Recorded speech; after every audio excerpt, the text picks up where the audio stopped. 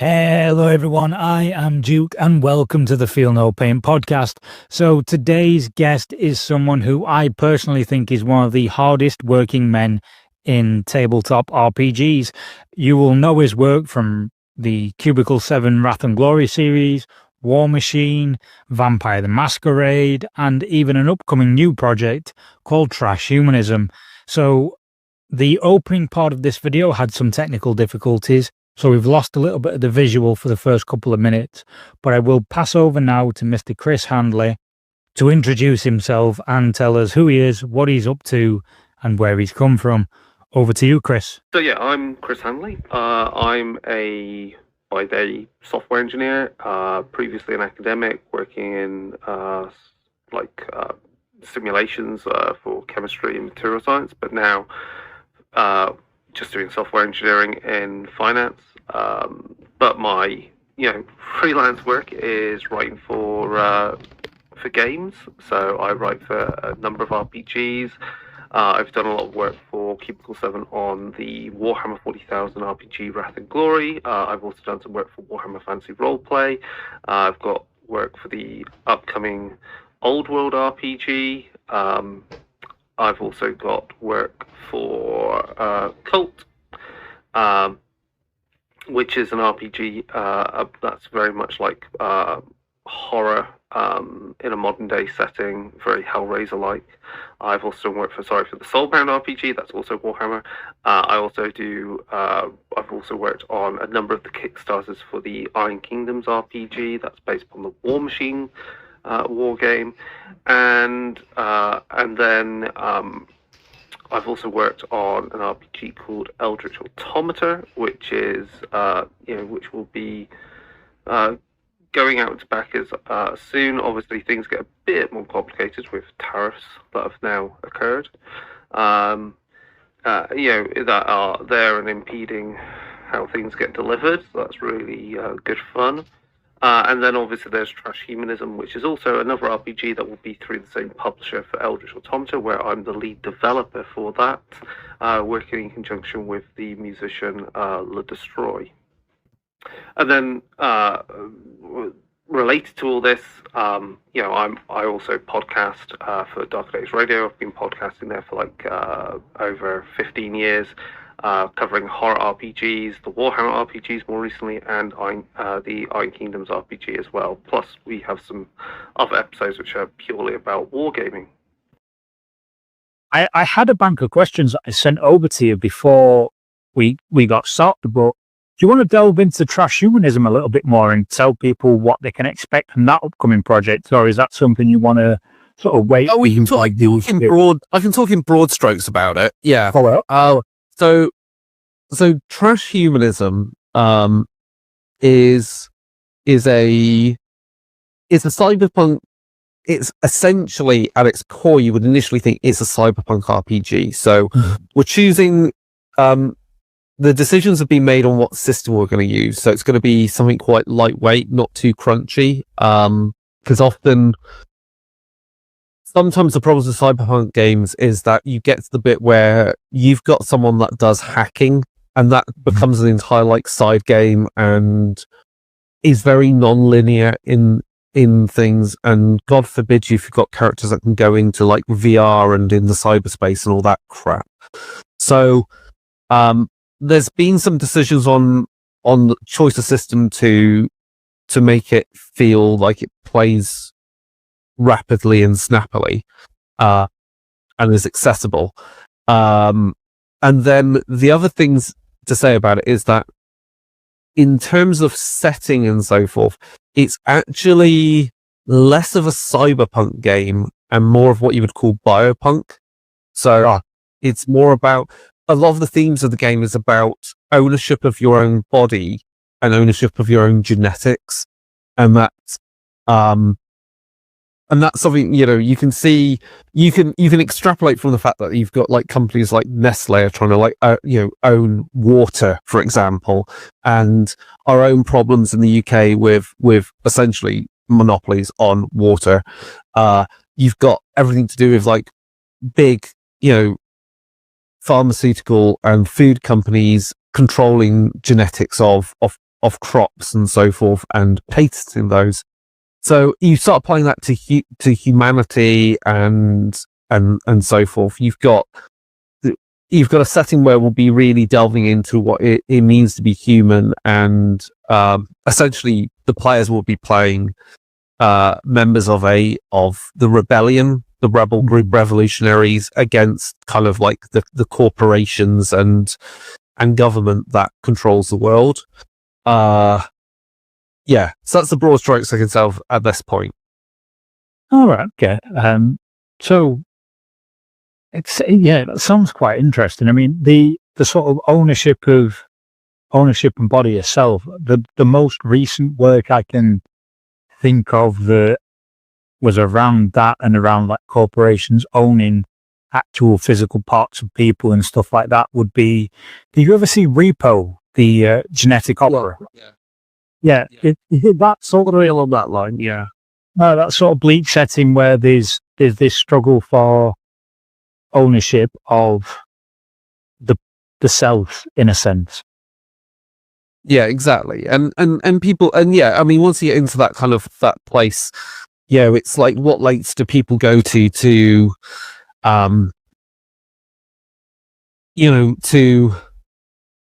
especially like if healthcare and so forth is so privatized and so forth, they'll offer you something, but at what cost? And that's the type of things we'll be looking at and delving into. So it's interesting in the sense that like Le Destroy has ideas with, she did the graphic novel and so forth, and has already done building there. But when you do a graphic novel, I think you obviously do enough world building to flesh out that you want to tell. But it leaves gaps and places that I come into it and start asking questions, because I'm like, well, a player's going to go and do that, like, because that's what I would do. Yeah, so it means we can start really building out the world a bit more and understand how it operates. So yeah, that's what that project is.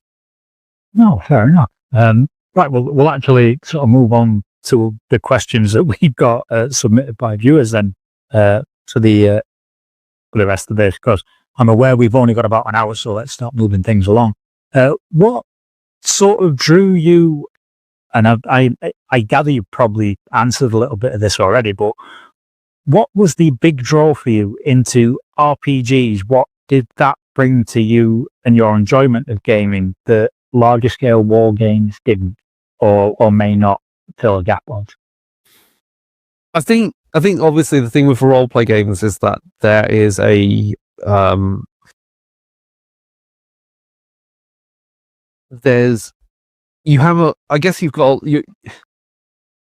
it's more zoomed in ultimately, a role-play game. You are playing that character, and then you've got the way your players interact with the world has, as long as you've got a good GM who's not running a railroad, of a campaign, you have a lot more influence on the world, on the setting and how it evolves and how it reacts to what you do. Whereas in a war game, you can play narrative campaigns, but it's still the game is essentially a fixed moment in time to a certain extent. I mean, obviously Games Workshop now is generally pushing the plot forward. Generally, I'd say. Warmachine definitely has pushed the plot forward. So there is an evolution going on in there. But, you're still kind of effectively locked in a particular snapshot of time when you play these games. Whereas roleplay games, you take once the game reaches your table, that world you're exploring can change, and it should change. I mean, you want your players to feel like they have agency and make a difference, rather than being like, they've done all this stuff and then it means nothing. So I think that's what roleplay games offer in that extent, and that's where, I mean, the difference then between a roleplay game, writing for a roleplay game, and say the opportunity to write for a war game. I would say there's a certain amount of world building that you can and can't do it. I guess it really depends. If you're working from the ground up on a war game, you can do as much world building as you like to kind of create the factions and entities and so forth that participate in the game, in the battles that you're trying to portray. Yeah. I think the fun thing with role play games, though, especially when you start working on at least on licensed products as well, is how much you can try and push the envelope and create new IP, new stuff. So that's definitely happened working on Iron Kingdoms, for working on Warhammer RPGs. There's always a bit of pushback from Games Workshop because obviously there's an approval process. It has to fit within their world. And that's going to happen. But yeah, I have done work which then effectively has turned up in rule books on maps and stuff and is part of the lore. So, I guess role-play games just offers an opportunity for a bit more creativity because you have to answer questions that war games you don't often have to ask. Classic question is, where are the farms? In Warhammer, where are the farms? Right? Yeah. In ASML, where are the farms? You don't really care about that when you've got Stormcast Eternal initially, rampaging across the shattered realm of Akshai against Khornate, whatever the hell they were called at the time. But, as you try and delve into, there are these cities, these free cities of Sigmar, places like Hammerhall and Anvilgard. You have to start asking questions right, okay, they live there, but how do they sustain their society? Where do they get their food? What is the economy? What is the, those type of things. So that's what I think often role-play games with relation to settings that are often being war game settings, they give you the opportunity to start looking at those questions and trying to answering them and making the world feel more lived in. Yeah. See, I think that's what I enjoyed about particularly some of the Age of Sigmar books and definitely quite a lot of the Black Knight Library novels. One thing in particular that stood out to me in the Laukavai novel from a few years back was the cavalcade, which the main setting takes place in the main city. It's like a floating rock that's above the ground, but all their farmland is surrounding, and the cavalcade will fall in the landscape, depending on how the land is shifting around it. And it sort of gave you this really interesting snapshot into the society that was there and how they deal with this ever-shifting landscape around them. How it wasn't the cavalcade, sorry, it was a colonnade is the name of it, and how the ground will eventually come up to meet the colonnade at some point, which is all idea around the book that some threat is coming towards them and they need to work out how to defend the colonnade as best they can, which is why they end up allying Laukavai. But it's the interesting interplay of all the societal levels in the colonnade and the world building around it that really drew me in. I guess, I agree with you on that point that a war game, all you need to know is that right now this army is fighting that army. You don't even really need to know why. You're both here now and rolling some dice. Whereas in an RPG, you've got to really think about, well, what is the journey that these people are going on, and why are they trying to go from A to B? And if they get to A to B, what then happens from B to C? And if something intercepts them, do they end up at D instead? Do they end up at E? Do they skip an entire section of the story that you are trying to tell? Is there something that is more or less prominent because of an event that's happened 2 sessions ago? A war game is just turn up, even in a campaign setting. You only have maybe a couple of skills or a couple of enhancements that you'll gather over the course of that campaign. Whereas an RPG, there's actual character growth involved in it, which I think is quite an interesting concept for a lot of gamers that draws them to RPG. Is there a game mechanic that you really wanted to include in a system but had to cut, and what was the reasoning behind that?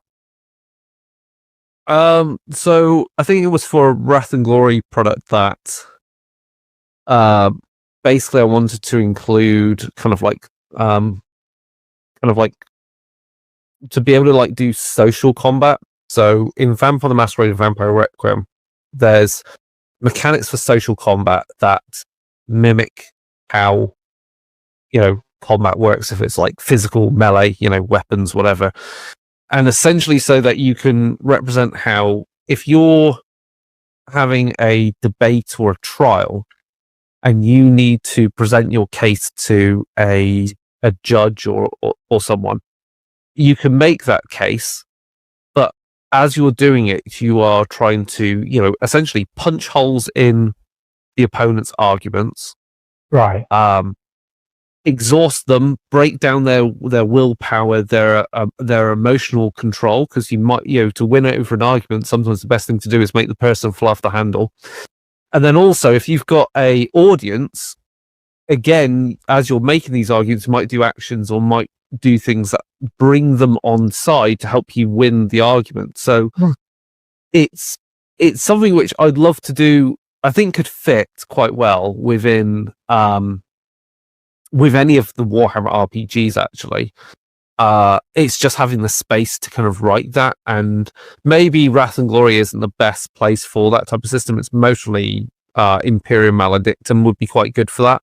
I can imagine, you know, running a trial where you've got an inquisitional, your members of an inquisitional cadre tasked with, you know, saving maybe a particular person from a trumped up charges that are being brought against them by a rival inquisitional cadre. And, you know, you've got the local inquisitor who is not involved in this in any way, you know, presiding over it and acting as judge. I think that'd be a really interesting thing to play out. But again, it just requires time and word count for these things to introduce them.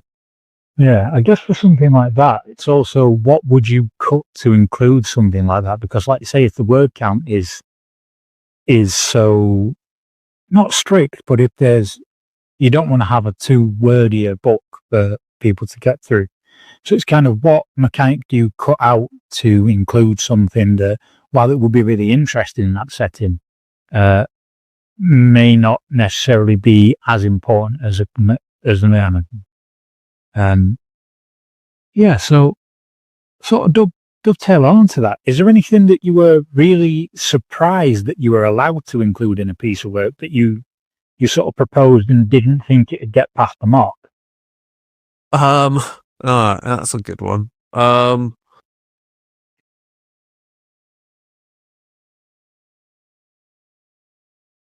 think I can't think it off the top of my head, because I mean it's been a while since I worked on it.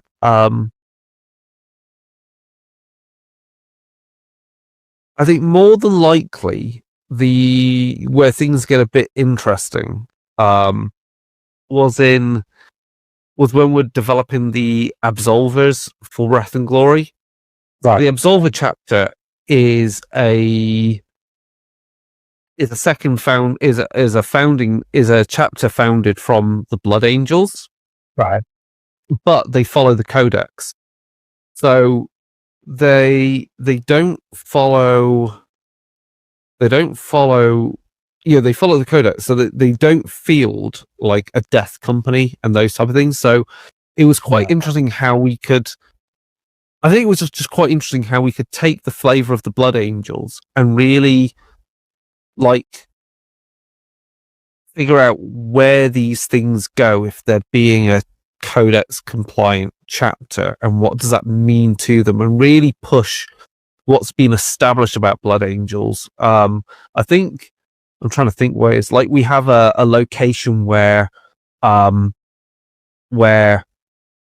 if you fall to the Black Rage, if you're a member of the Absolvers, they get like prophetic visions. And so he really kind of built up like where these blood angels get sent to be, for their visions to be like kind of like investigated and so forth. I think that's mostly I think that's likely the most interesting work we did on that. And then I guess the other stuff is really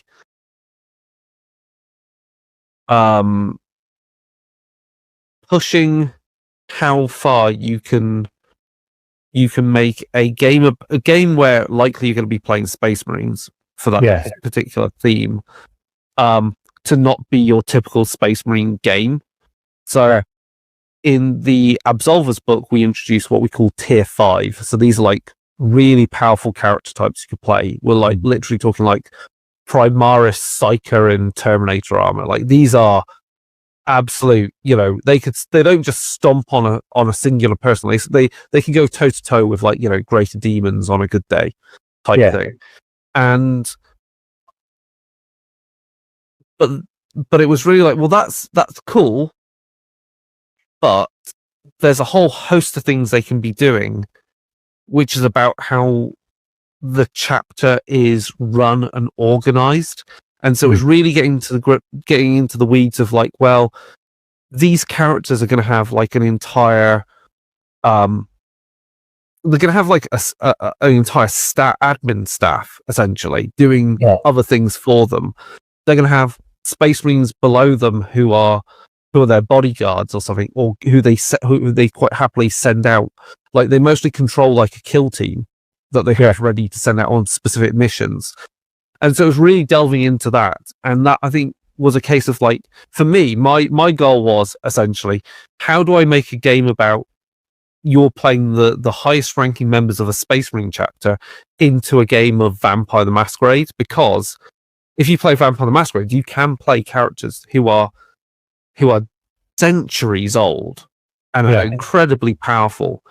What is it that they engage in? And it's that politics, because while they may all be out for the same thing, like to control the city, protect it from rival factions, they also have their own internal politics and rivalries to deal with. And that's going to be definitely true of a Space Marine chapter. There's so many secrets that haven't been, that some will know and some don't, and vice versa.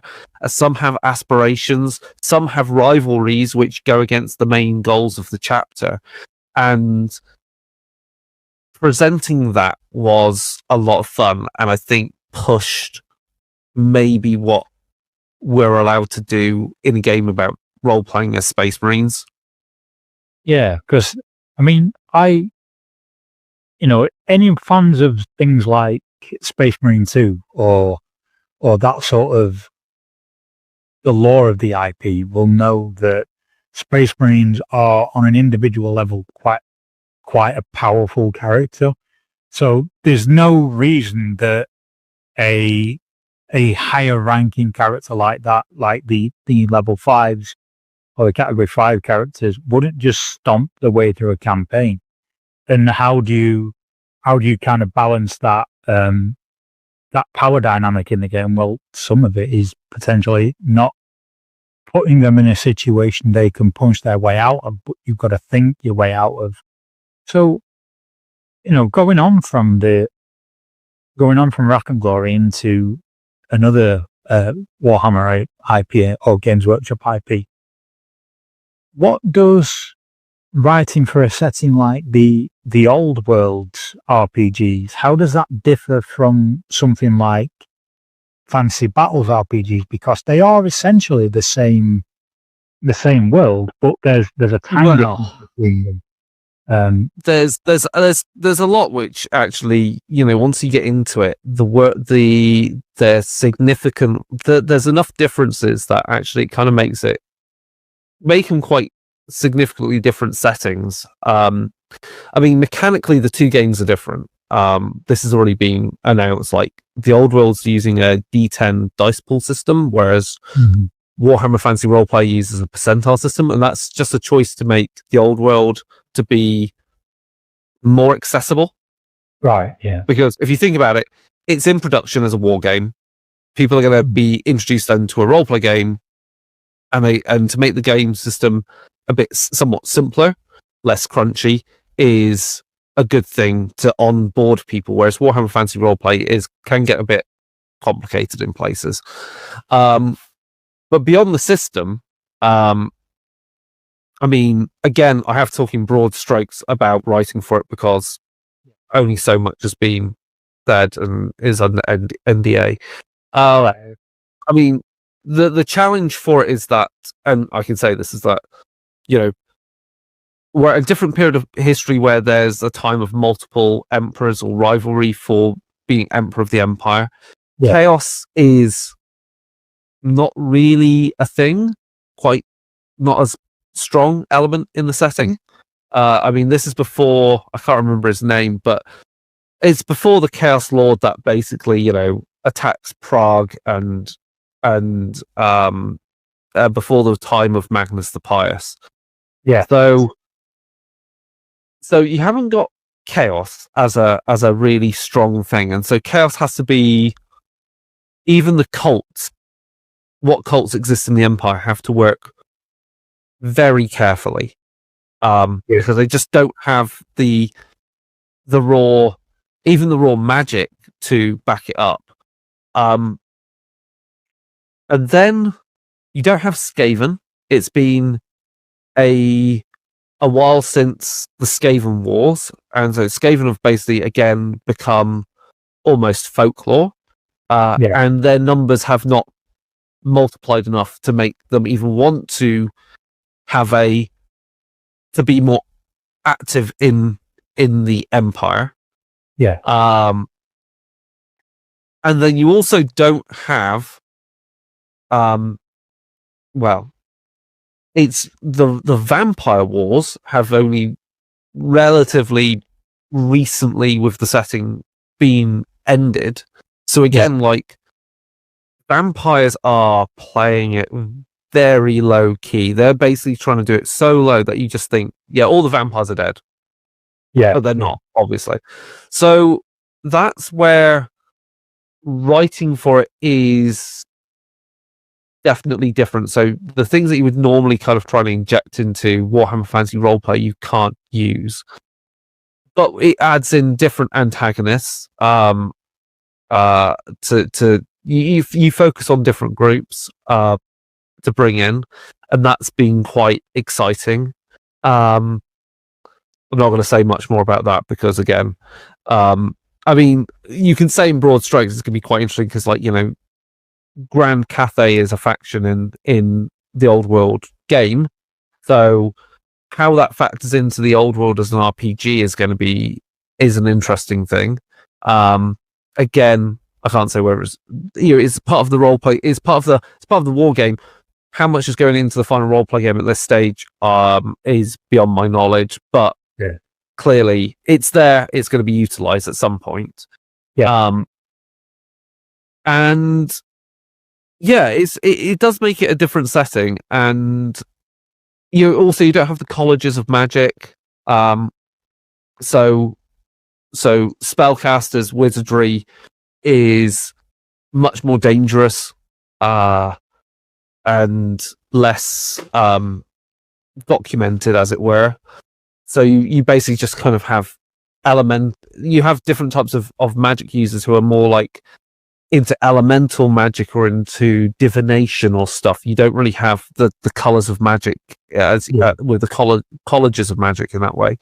So yeah, it does, in that respect, once you start laying out those points, it is very different to what you would call Warhammer Fantasy. Right, you know, the Old World is quite a different beast. And that's why you know, Cubicle 7 in different interviews have said, like, you know, they could have just done, here's the rules, and then bring out a setting book for a location that can be used both in Old World and in Warhammer Fantasy Roleplay. But the point is that even in the time frame of, like, what is about 200, 300 years before Warhammer Fantasy Roleplay, even whole towns and cities change, like, dramatically. Streets change, buildings have been demolished.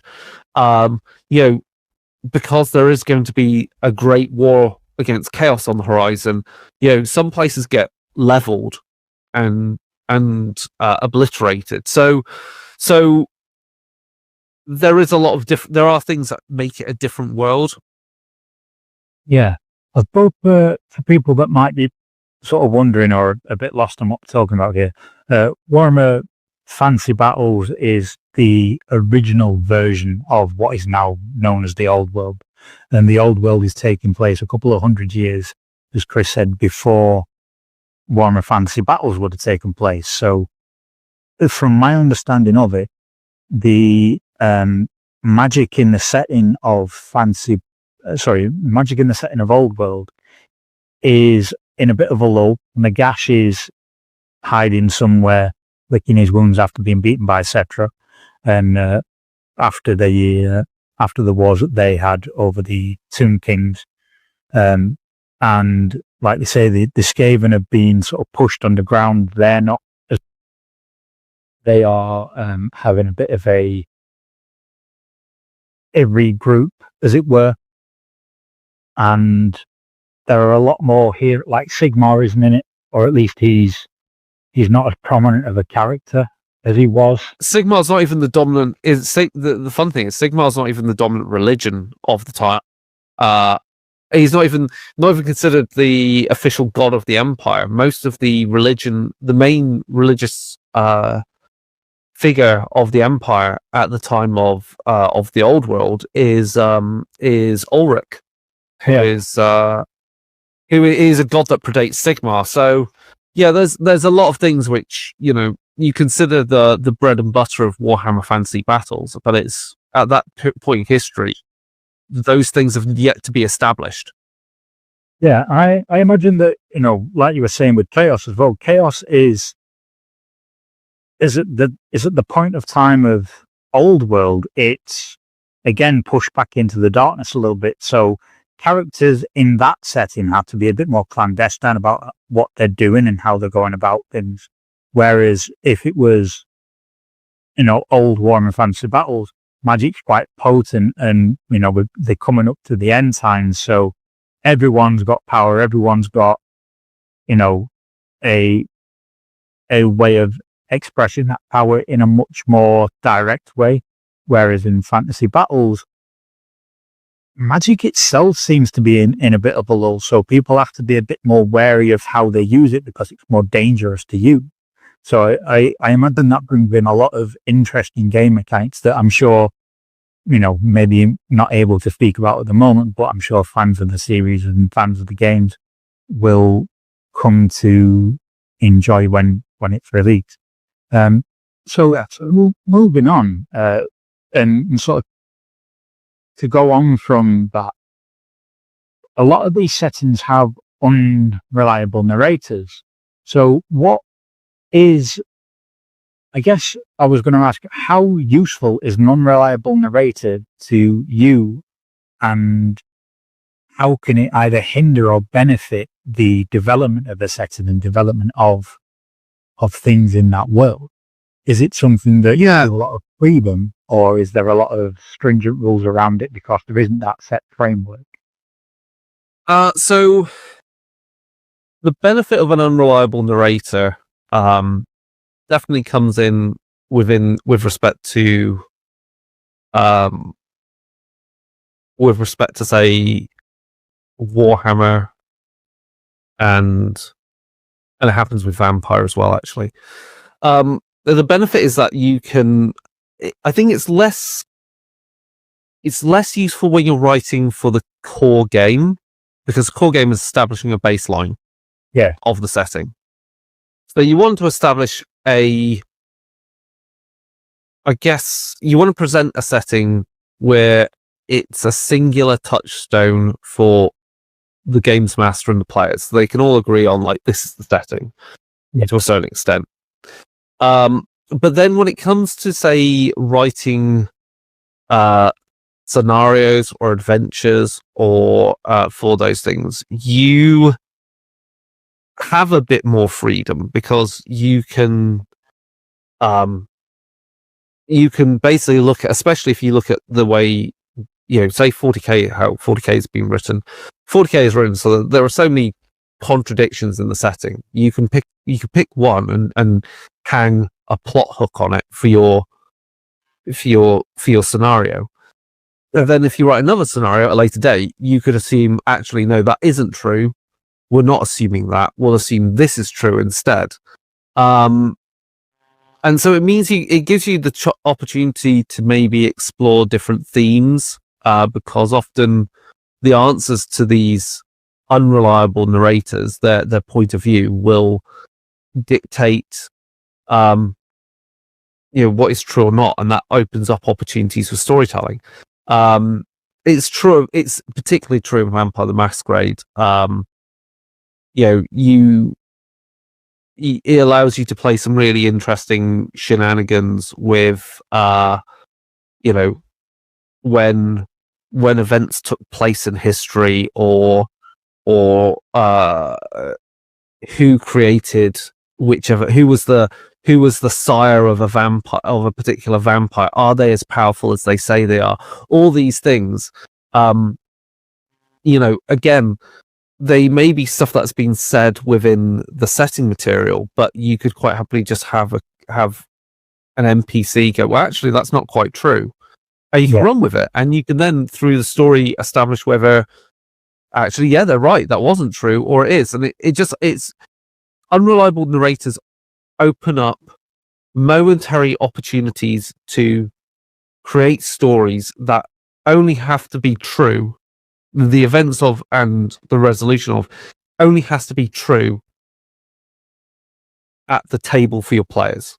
Within the larger canon of a setting, what you've done in an adventure, what you've written in an adventure can be happily discarded.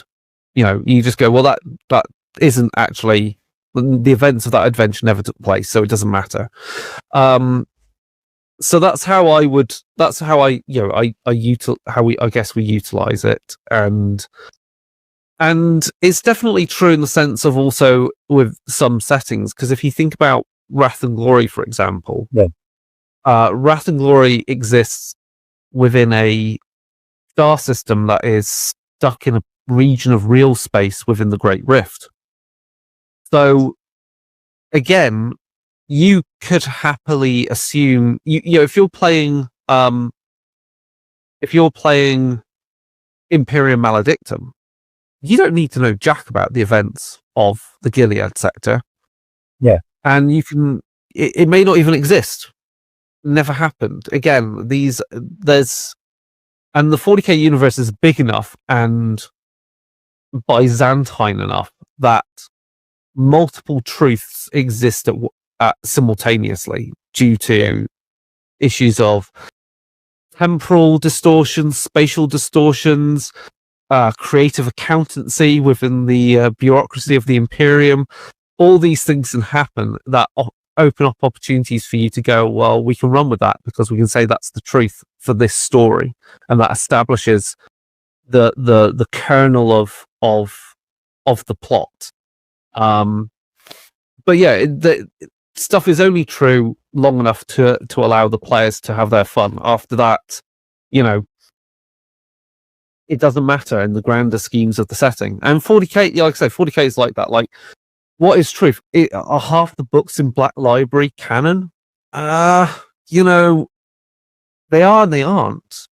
They're canon for the point of the moment of reading that story. Beyond, once the people put down that book, is it still canon? I don't know. I think most probably the only things that are generally considered canon are any books that are particularly set around characters that we see in the war game. Yeah. And, the Horus Heresy series is mostly about as canon as it gets.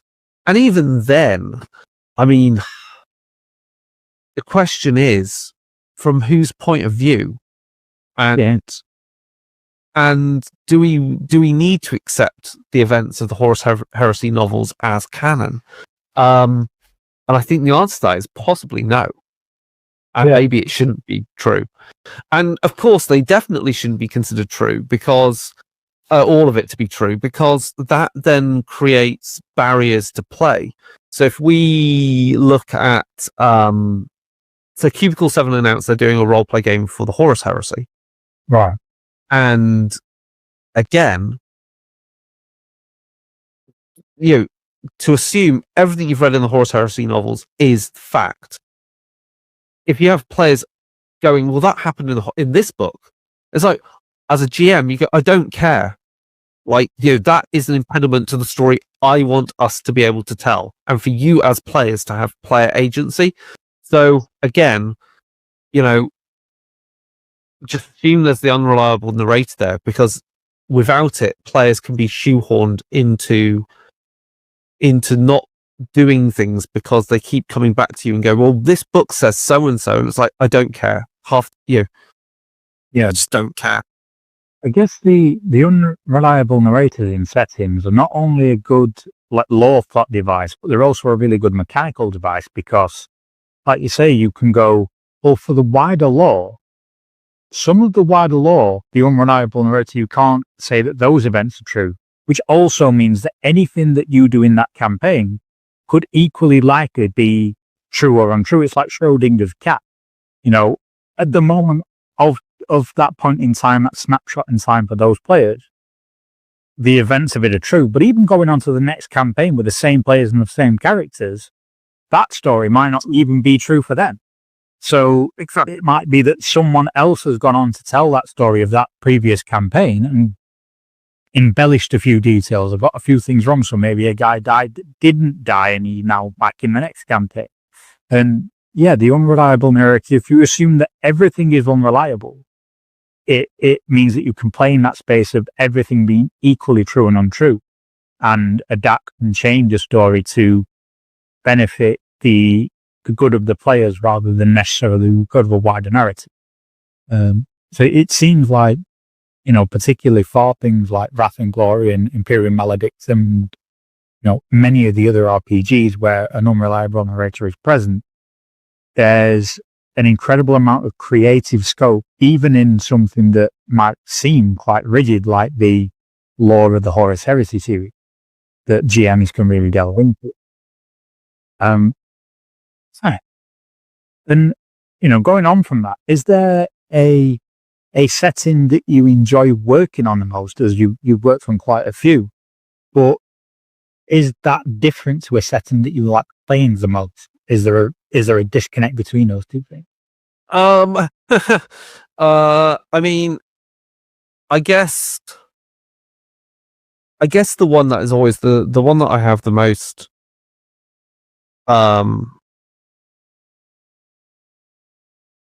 there's actually two answers to this, actually. Yeah.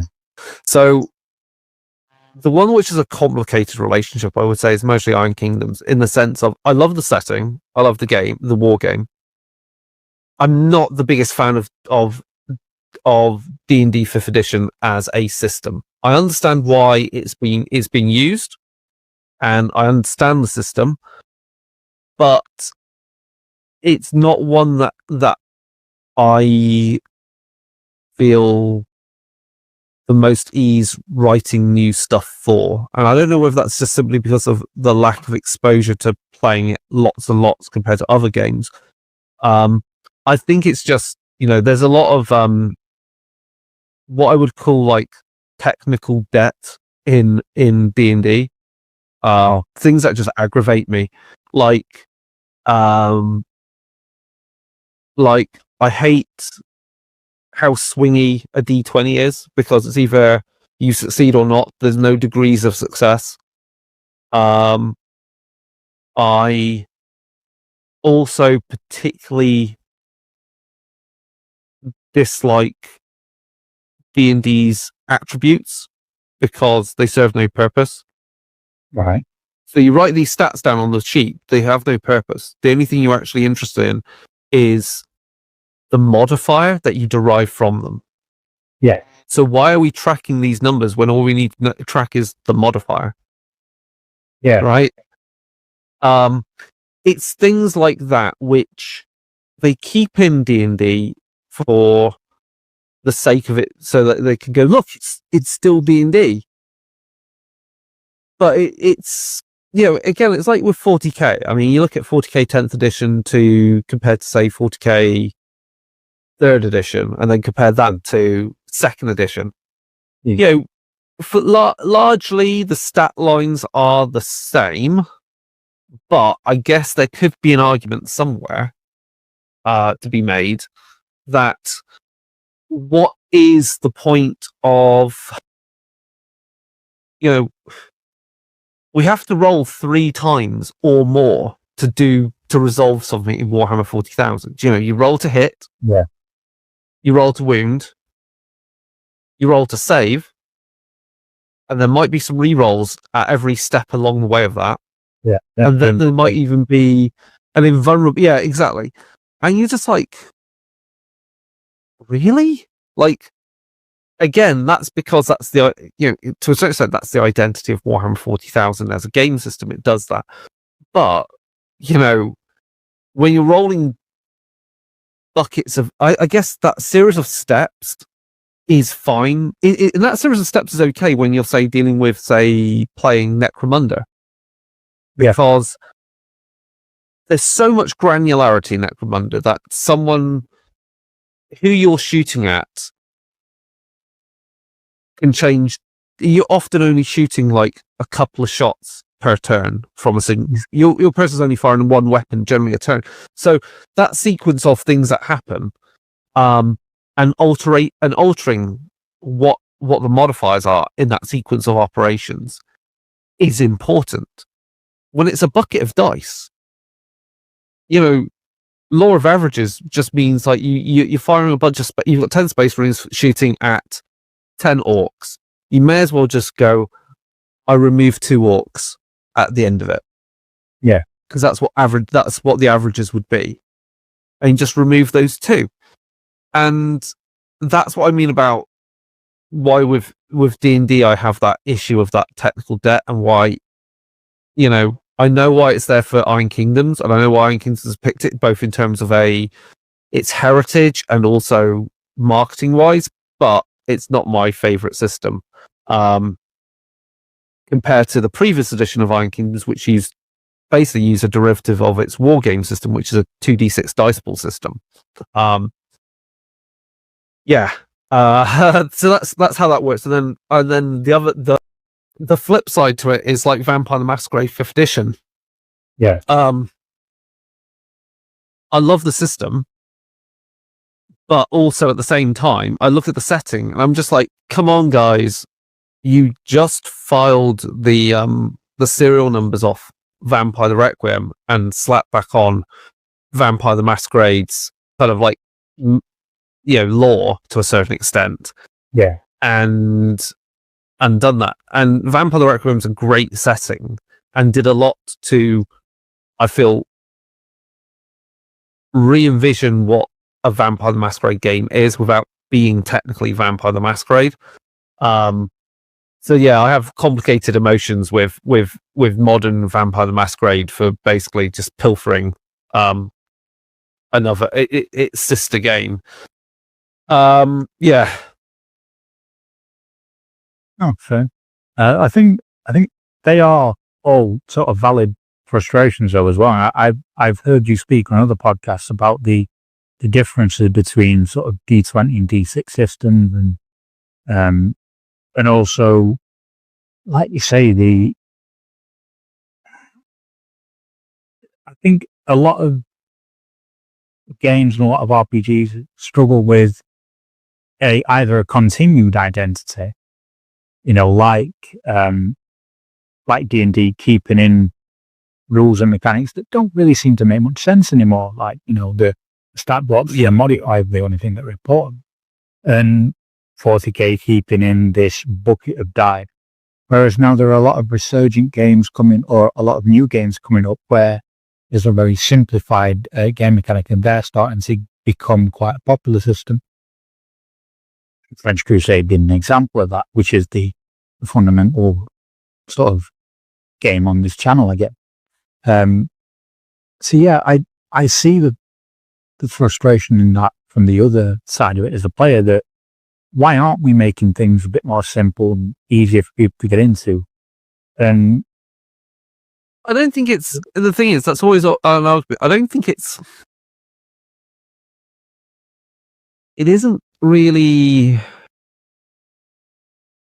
I don't think it's about simplicity, because I don't think games inherently are becoming simpler. I mean, people could make the argument, it's just you're just playing a simpler game, so it has no depth. It's like I think it's just having a smoother smoother pathway to resolving the thing you want to happen to represent the game, without beating the dead horse with roll for this, roll for this, roll for this, roll for this. I mean, look at Warcry. Warcry resolves combat in one roll. Trench Crusade does the same, right?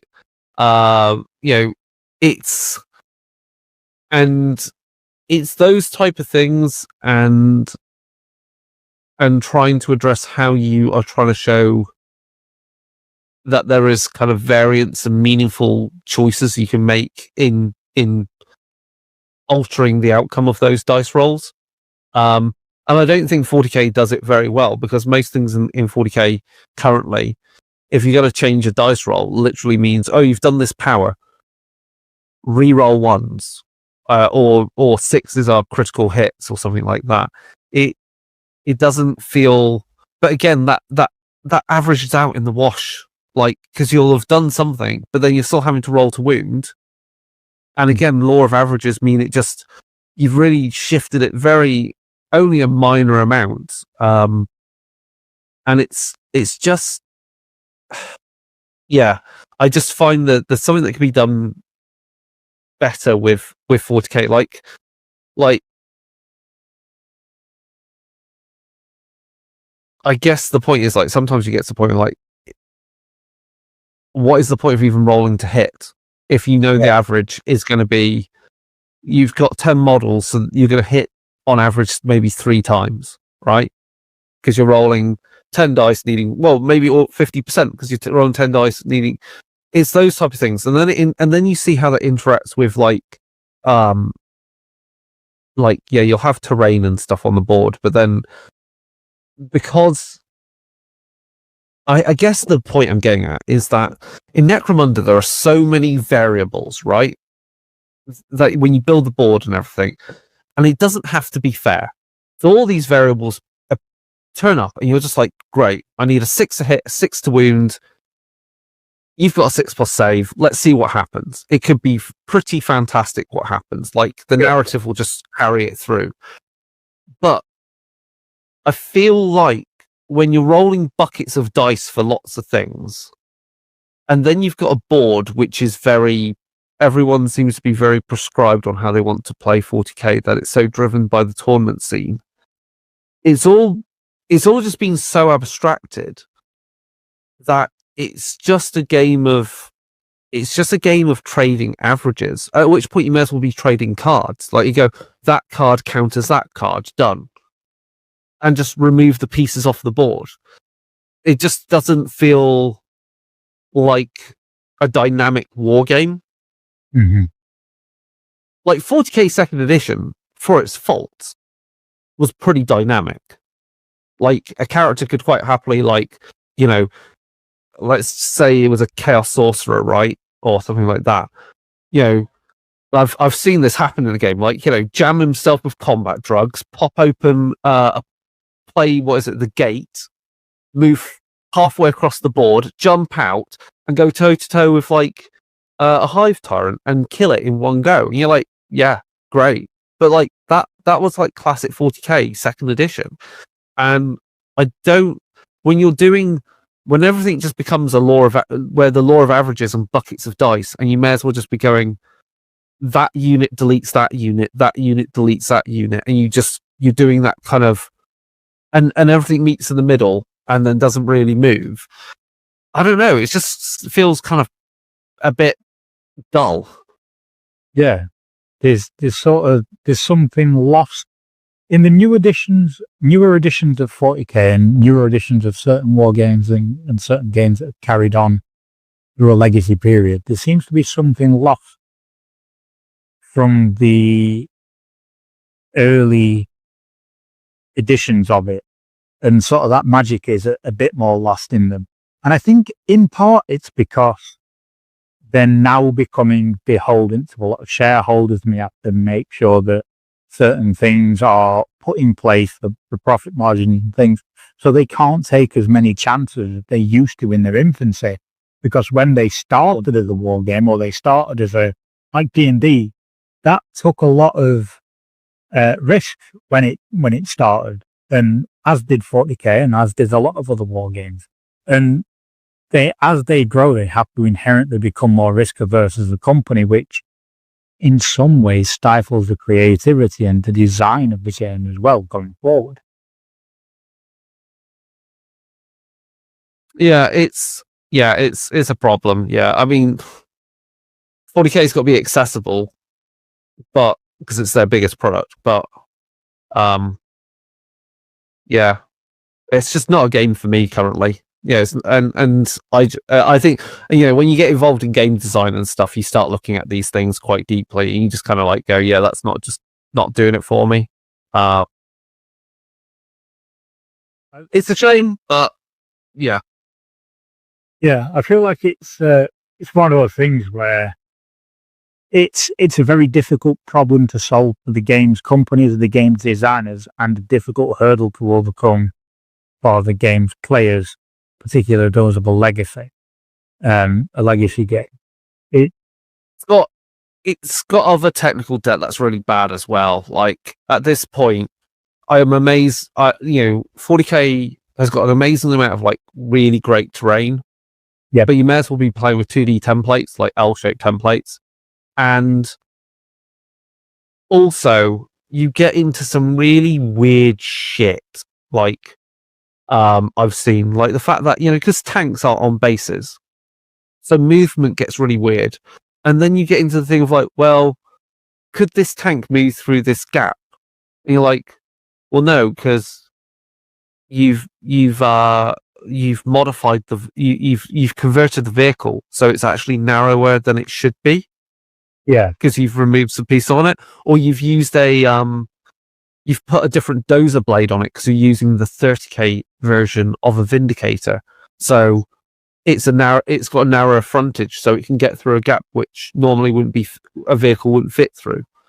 And it's like, and you get all these weird things just because vehicles aren't on bases. Things don't have standardized base sizes in some respects as well, so it means like some demons or some things are on like, or stuff is like on like oval bases. So it makes how they move really weird. And the thing is, these problems are all solved quite happily and dealt with where it's all standardized. So you play Adeptus Titanicus, right? Things are on round bases, things are on oval bases, sure, but everything's on a base. Yeah. So you know how it moves on the board. And it means the rule system feels really nice and tight. Like there's very few quibbles. Like Adeptus Titanicus, I love as a rule system. It's brilliant. But again, 40k seems to like ignores the lessons. It tries to have like the freedom of Necromunda, but it wants to be this really tight tolerance rule set. And it does, I feel like it does both badly then as a result. I wonder if it's because it is trying to fit into too many boxes, like you say. Like it's got to appeal to legacy, it's got to appeal to newer players. It's also got to be able to be a system that is. I don't think it's that even. I don't think it's that. I think it's just that it's more to do with the legacy of their product, in the sense of like, if you want things to have precise movement because you want to placate the tournament players, things are going to have to be on bases, like need to be on proper bases, and you do that.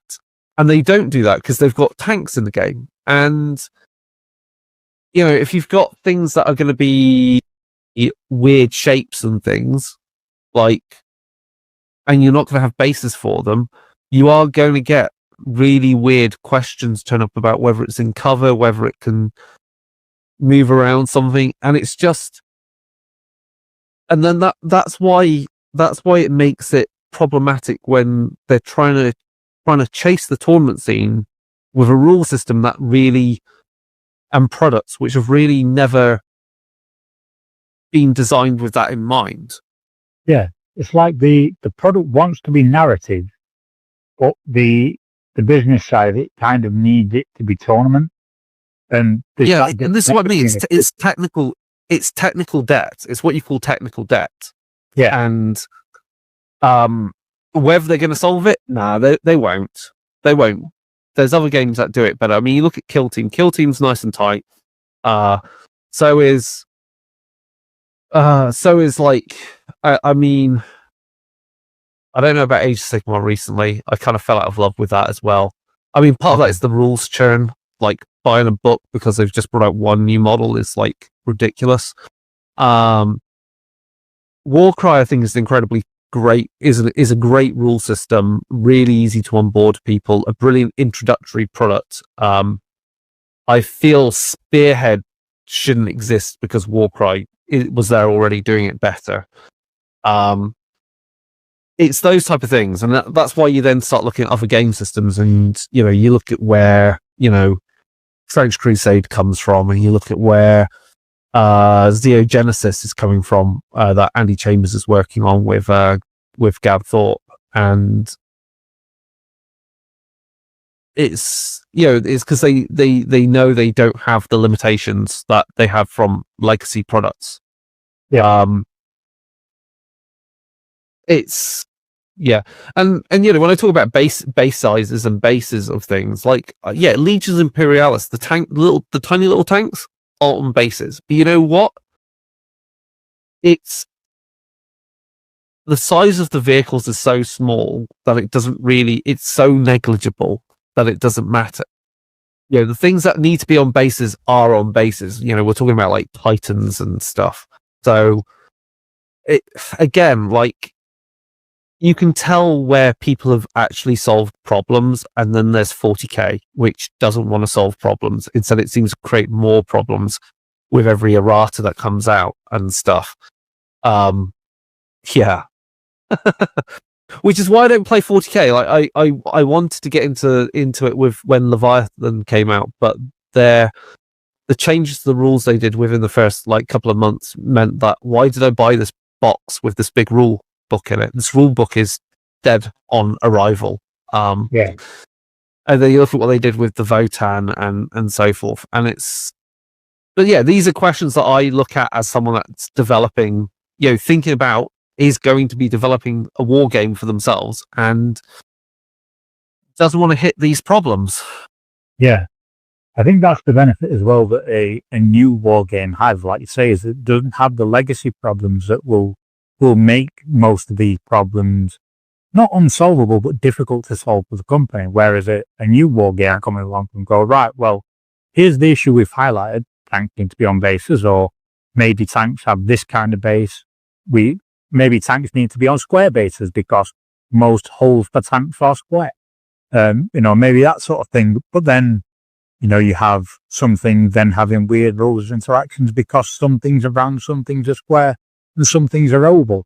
So then there's those challenges as well. But, a new war game coming out can solve those early by going, right, this is the standardization of the set.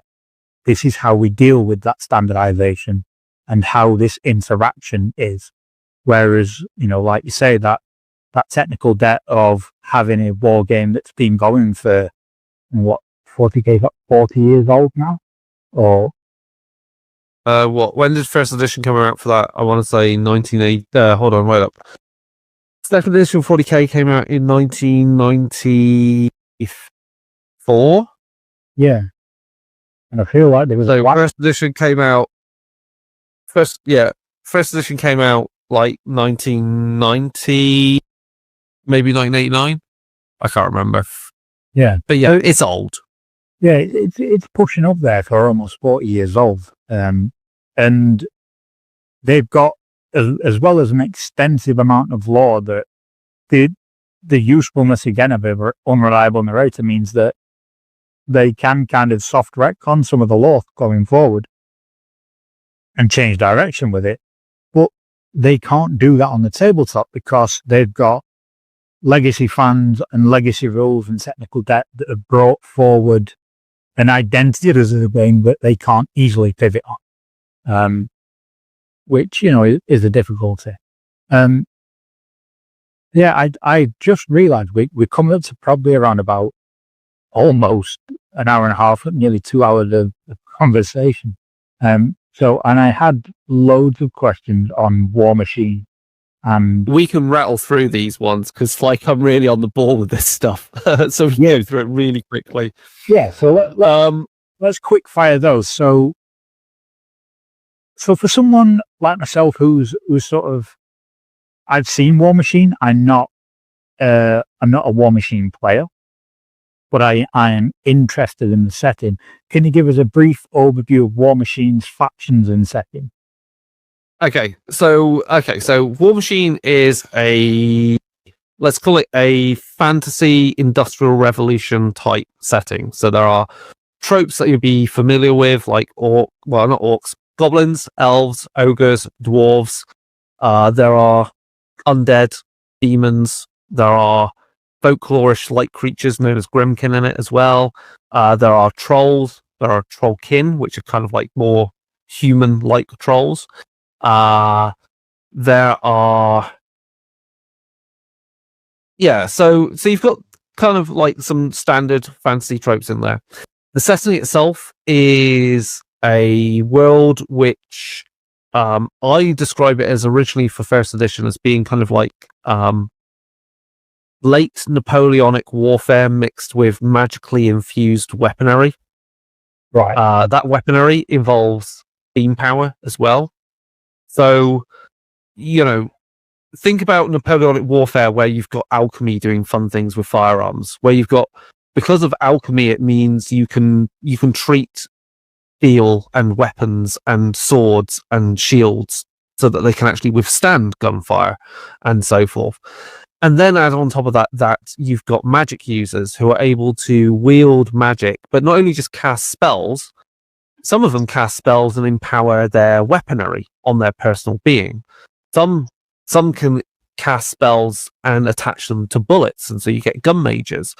And then some people can wield magic to the extent that they can extend their senses into these magically enhanced, magically powered steam automata known as warjacks. So they're the main feature of Warmachine in its initial outset, was these automata. Ranging from, let's say, a good 8 foot tall to about 14 foot tall, carrying massive weapons. And your warcasters in the game, who lead your armies, are magic users who can extend their power into these warjacks to achieve impressive feats on the battlefield. Then added into the game was hordes, which now is, we just have the one big IP title of Warmachine, but these factions were more the wilderness factions.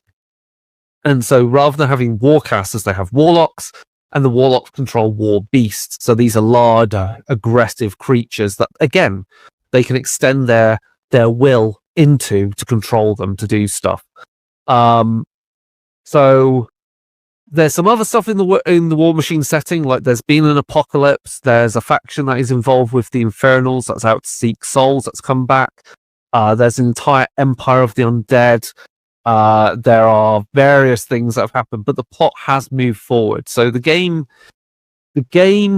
in-game history covers currently around about 30 years. Right. So that's why one of the new warcasters in the game is actually the daughter of a warcaster from the first edition, who is also still kicking. So there are various factions. Signar is kind of like the poster boy kind of good guys-ish. They've got some various problems of their own, but their technology is beginning to involve galvanics. So they've got a lot of like lightning attacks. Their cities are being electrified. Their warjacks are now no longer running on steam and coal power, but are actually using like are tapping into the raw, like ambient electricity of the world, and magic isn't allowing them to do that. Then you've got Kador. They're your kind of, I guess in past times we would have called the kind of like, oh, they look kind of Russian. No, they're the Slavic faction. Okay. So they live in the icy tundras, the wilderness, the steppes, the icy north, and their warjacks are much more traditional, coal-powered, very heavy duty because they have to withstand the extreme cold. They also wield a lot of ice magics, and they have a lot of like they're not as technologically advanced as Signar, but they're very hardy and durable. Then you've got Crix. What more do I say about Crix? Take all that warjack technology and combine it with necromancy. So now they're building warjacks with both steel and bone. And rather than using coal to power their warjacks, they use something called necrotite, which is the solidified death energy that occurs on battlefields and at mass graves. So they basically dig up the land under these, areas where death has occurred, and get this material called necrotite, which burns hotter than coal, but is very polluting and so forth. Then other factions in the current edition, you've got the Orgoth. The Orgoth, rather than using what's called a cortex, which is kind of basically like a rudimentary AI using alchemical power and metallurgy, the Orgoth have created warjacks which they've bound the spirits of animals into, so they're very aggressive automata. The Orgoth are actually the reason that warjacks exist. They invaded the what were the lands before the Iron Kingdoms 600 years prior. They got booted out when Signar and Kador, where humanity learnt magic and created warjacks. Now the Orgoth are back, wanting to get some revenge, and they're out to steal souls. So they're aligned with with a faction of the Infernals. There is another Infernal faction that don't use warjacks; they actually summon demons into the game. Other factions, House Kylus. Is it House Callus? No, House Callus, or known as Dusk. They're an elven faction. But what happened in the setting is that the kingdom of Eos, basically their gods all got killed. So most of the elves there either are soulless or they've become vampiric undead. So it's kind of like an undead elf faction. And their warjacks use ambient energy. So they're very smooth and elegant because they're really tuned into the ambient energy of the world to power them. So that's a fun faction. Then we've got currently Trollkin faction, who are kind of like pirates right now. That's all I'll say about them. Pirates, trolls, that's fun. Then you've got Chimera, which are kind of like a biomechanical dragon-themed faction. So all of their fighters, all of their monsters are very draconic in nature, and they're the result of members of a previous faction being kind of like reformatted by the machine goddess. And so that's why they're less organic looking and now more biomechanical looking. And then there's a whole host of other factions. Some of the factions have come back, will be coming back into print. They won't be adding new models to the range, but they're bringing the models that you can actually buy them, because they came out so late in 3rd edition that they have digital sculpts, so they can make them quite easily again. What more can I say? Warmachine is free to play. The rules are free. There's an app which is superb to manage building your armies. If you subscribe, you get access to all the lore, all the rules, all the tournament rules, all the novellas, and what are basically codexes in there. And the system is a 2d6 system. So you roll 2d6 plus stat versus target number. You roll to hit, done. And if you then have to do the same thing again to roll to do damage. there are things in game that will occur which either will change, which will add a plus or minus modifier to the power of the weapon or the attack stat or the defense or the armor of the stat, that you're up against. But also there are in-game things that will mean you will roll more dice. So, rolling 2 dice is good. Rolling 3 is always better. Rolling 4 is really good. And that thing where I say you can roll more dice comes through the main mechanic or the main real resource game in Warmachine. So your warcasters and warlocks have a pool of points that they can either spend to cast spells or they can use to empower their warjacks and war beasts. And those points are used to then do things like your warjack, when it rolls to hit, you can go, I'm going to boost it. Spend a point, roll an extra die. Or I'm going to boost the damage roll. Spend a point, roll an extra die on the damage. So you've got this resource economy going on where, you'll be thinking like, do I put all these points on a warjack so it can do some damage this turn, or am I going to spread it a bit more thinly to get all my warjacks to be doing something? Or maybe there's a spell you do which, once it's in play, is more efficient than doing all these boosts. So there's lots of choices you have to make. The turn sequence, it's still I do all of my stuff and then you do all of your stuff, but rather than going I move everything, I shoot everything, I do combat with everything, it's I activate a model, it moves, it does its combat actions, I move on to the next model, I move, I do its combat actions. So that way you can readjust your plans based upon how things are turning out with your dice rolls and things. And that also means like where when in the turn sequence you use your warcaster to do things is quite important, because they've got these spells that can buff units or debuff other ones.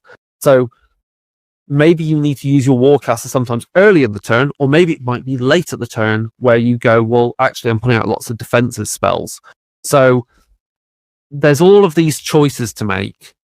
And then on top of that, you've got the fact that warcasters have like a once per game use of a feat, which is unique to them and can change the gameplay. And also, because it's a skirmish game, it's not rank and flank.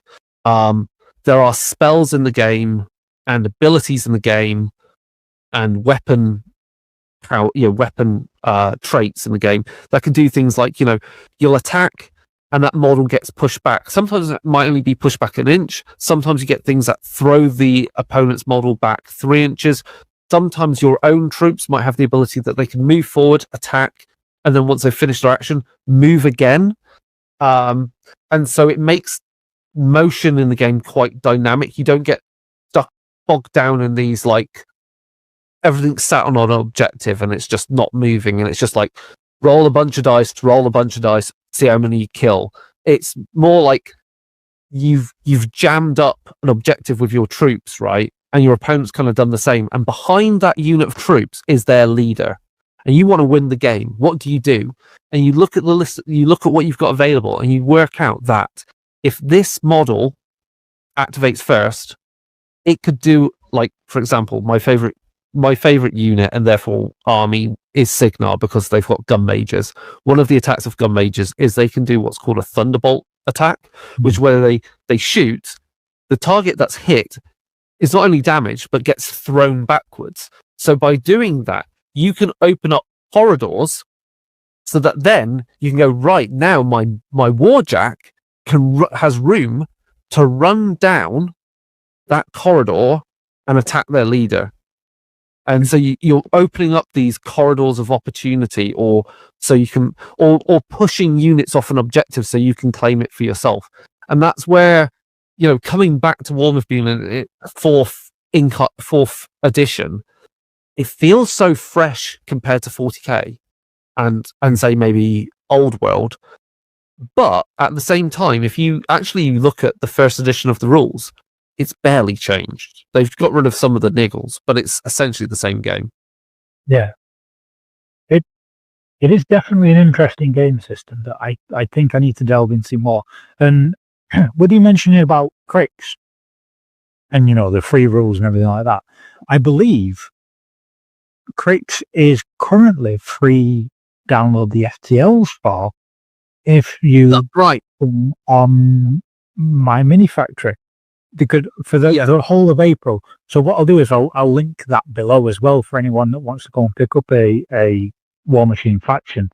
I believe it's the Cephalix command cadre, which I need to get someone to print for me because I don't have a printer.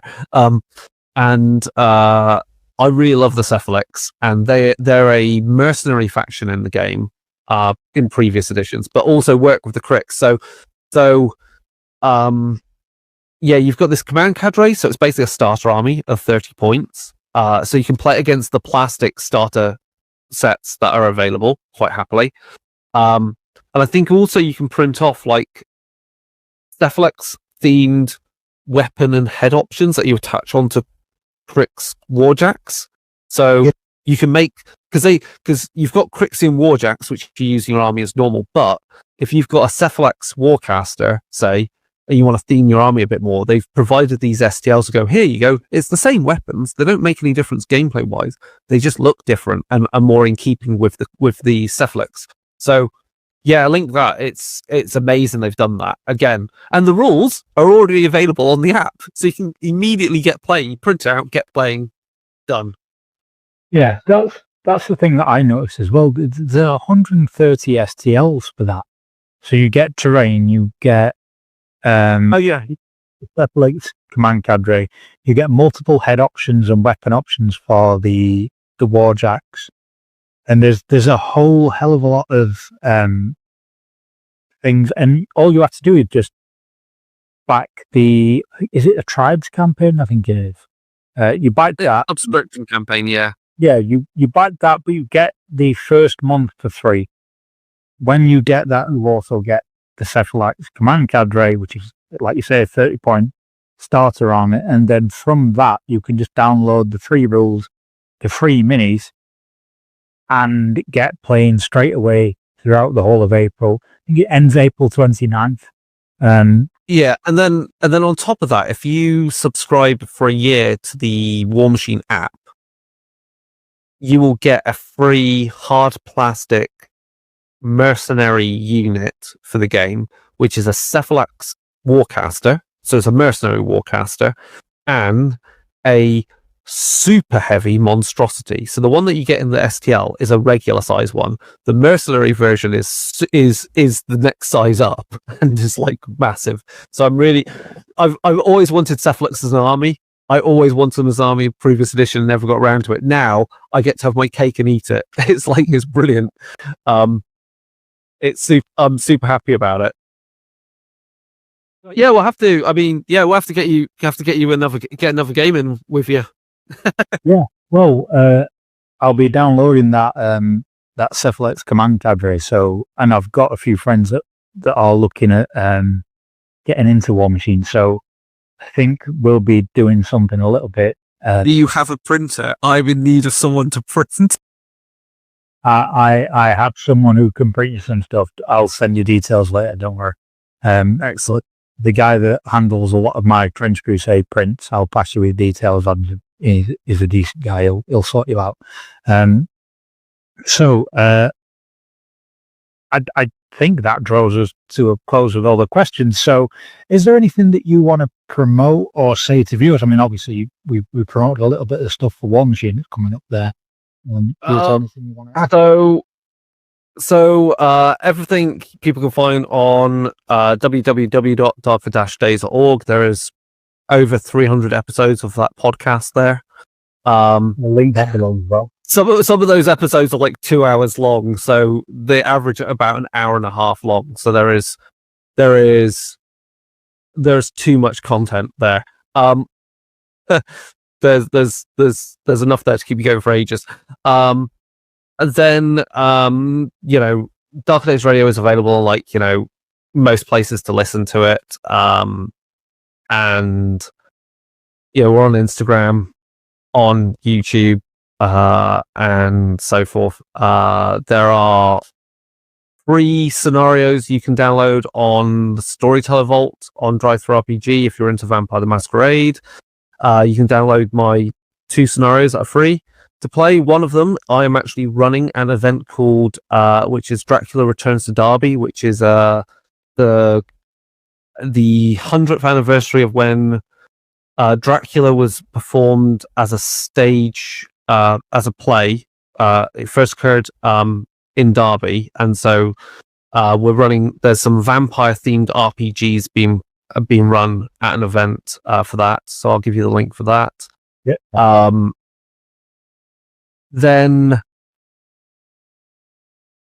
what else? Obviously, there's UK Games Expo coming up.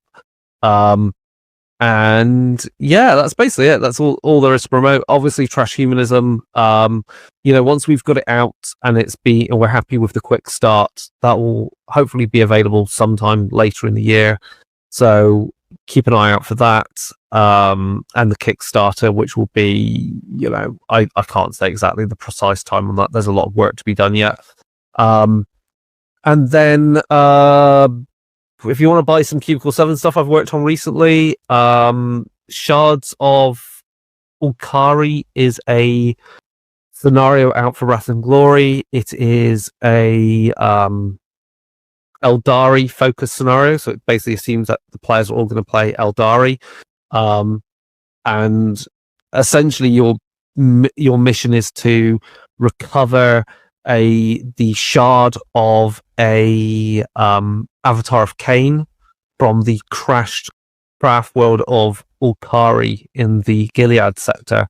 So that's a lot of fun, because I wrote and designed that scenario for the most part in conjunction with my developer. So yeah, there's a lot of stuff out there for people to pick up and look at. Oh yeah, there's also Warmachine Battle Report. There's also Warmachine Battle Reports on the YouTube as well. So go look at those. Is we'll link all those below. I think, that'll be a large bank of things for people to have a look through. So please go and check out all the links below. I'll get them from Chris later on.